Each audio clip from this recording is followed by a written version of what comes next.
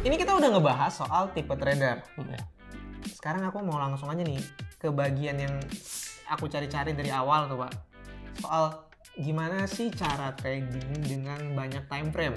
Itu kayak gimana Pak? Nah, tadi udah diceritain sebetulnya. Sedikit-sedikit tuh disenggol tuh Pak ya. Contohnya apa yang paling sering saya kemukakan itu pakai time frame 1 jam gitu kan. Iya. Maksudnya itu supaya fokus gitu. Supaya jangan terlalu stop loss jangan terlalu kena dan take profitnya juga seimbang. Karena kalau pakai yang time frame makin pendek ya stop lossnya tuh lebih gampang kena gitu Pak. Sampai kena, kemudian mental kita kena, akhirnya grogi, kemudian nggak percaya diri. Duit kita kena habis tuh Pak. Duit kena, gitu kena kan? semua Pak. Tempo kesempatan untuk belajar lebih lanjut ya nggak ada, udah keburu putus asa segala macam. Nah biasanya pakai 1 jam kan kemarin. Nah kita kembangin sekarang gimana caranya untuk masuk di 1 jam time frame itu gitu. Iya gimana Pak, kan mau masuk di entry 1 jam lihat time frame-nya di setengah-tengah, kita ambil jalan tengah. Biasanya kita trader, bahkan saya juga sering transaksi untuk menjadi seorang day trader. Oke. Day trader. Lihat time frame yang 4 jam dulu. Lihat time frame 4 jam. Ya, ada potensi kemana nih trennya? Tren itu bisa dilihat dengan price action, bisa dilihat dengan indikator. Oke. Ya, kalau pakai price action berarti kan kita harus mengidentifikasi kalau dia turun kan high-nya lebih rendah pada high sebelumnya dan low lebih rendah pada low sebelumnya. Itu artinya sudah diidentifikasi dengan jelas harga itu akan turun. Ya. Bullish.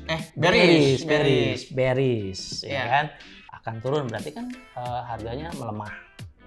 Masuk nggak posisi kita entry-nya? Jangan dulu. Lihat koreksi yang terjadi di time frame tengahnya. Nah, aku pernah mengalami seperti itu Pak. Ya. Misalnya aku lihat di time frame yang lebih besar. Oh turun gitu Pak, bearish tuh Pak ya. Pas pindah tapi nggak begitu Pak, itu yang bikin aku bingung. Nah justru itu kalau time frame besar turun, time frame tengahnya atau yang paling akhirnya dia naik, itu tandanya kita dapat best price karena harga terkoreksi. Lagi koreksi gitu ya Pak ya? Berarti kan lagi naik dulu tuh. Ibaratnya tuh kenaikan terakhir gitu Pak ya? Kenaikan maksimal. Kenaikan maksimal sampai di mana? Biasanya kita pakai time frame yang menengahnya di 1 jam. 1 jam. Tinggal tunggu 15 menitnya itu gimana sih? Momentum untuk melemah. Apa istilahnya kalau kita pakai indikator momentum, RSI atau stokastik di wilayah overbought.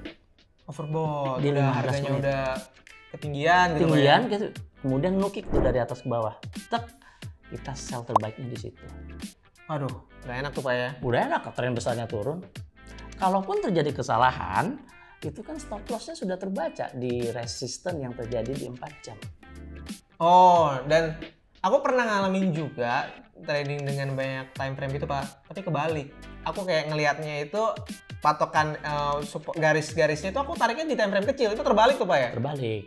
Harusnya yang besar dulu, resisten, support terlihat dengan jelas, cari resisten kuat, support kuat. Tren kuat, itu enak. Nah itu makanya teman-teman juga jangan sampai salah kayak aku tuh, karena aku pernah ngalamin garisnya tuh aku bikin di time frame kecil dulu terus aku gede makin pusing. Ya kalau lebih kecil lagi jatuhnya ke scalpers dong. Time frame-nya lebih kecil lagi gitu kan. Nah seperti itu cara masuk posisi dengan multiple time frame. Jadi time frame besar untuk lihat pergerakan harga besarnya, tren besarnya seperti apa. Kemudian lihat koreksi di medium, entry-nya masuk posisi dalam keadaan momentum overbought maupun oversold seperti itu. Momentum itu bisa dijadikan juga sebagai batasan untuk take profit maksimal. Take profit maksimal? Ya, kalau misalnya trennya turun, tadi kita cerita tren turun kan? Trennya lagi turun. Overbought, berarti kan kita sell. Betul. Idealnya turun kan? Idealnya turun, si harganya itu sudah menyentuh di wilayah oversold di 15 menit. Kemudian dia naik tutup posisi. Artinya itu akan terjadi koreksi lagi. Ketika dia naik lagi ya kita masuk entry lagi gitu. Sehingga bisa berkali-kali dengan masuk posisi dengan time frame big picture-nya itu kemana. Tergambar sudah Pak. Jadi tujuannya pakai banyak time frame itu seperti itu. Iya. Big picture. Jadi pertimbangannya makin banyak, analisanya makin matang. Iya. Trading plan-nya makin lebih akurat ibaratnya gitu Pak ya. Iya, stop loss juga terjaga gitu, nggak terlalu gede. Dan untuk antisipasi mitigasi risikonya seperti apa? Balik lagi trading plan. Trading plan, balik lagi. Dan trading plan juga harus disiplin ya Pak ya? Disiplin. Oke, artinya pembahasan hari ini tentang multiple time frame analysis ini menarik banget dan cukup nih Pak. Apa ada tambahan lagi? Ya kadang-kadang ada tambahan nih. Kadang-kadang kan orang melihat satu chart dibagi dengan 3 time frame. Oke. Ya kan? Kadang-kadang orang juga melihat satu chart time frame-nya tuh dipindah-pindahin. Bebas mau seperti apa. Betul. Ya kan? Tapi kalau untuk mengingat pemula, saya sarankan satu chart dibagi dengan 3 deh. Dibagi dengan 3 ya, Ya, itu jadi ketahuan ya arahnya kemana, kan udah jelas nih arahnya kan. Koreksinya keadaan betul, kemudian entry di 15 menit. Kita terbantukan dengan indikasi gitu. Jadi dibagi 3. Tapi kalau udah ahli ya satu chart aja dipindah-pindahin tempo. Dan tadi kita udah sedikit kasih bocoran loh. Tiap tradernya itu 3 time frame dipakai tuh time frame apa aja gitu Pak ya. Kadang-kadang orang bisa pakai 3 time frame atau aja pakai 2 time frame. Beda-beda balik lagi ya Pak ya. Beda. Oke, mungkin aku justru mau nagih ke Pak Dwi nih.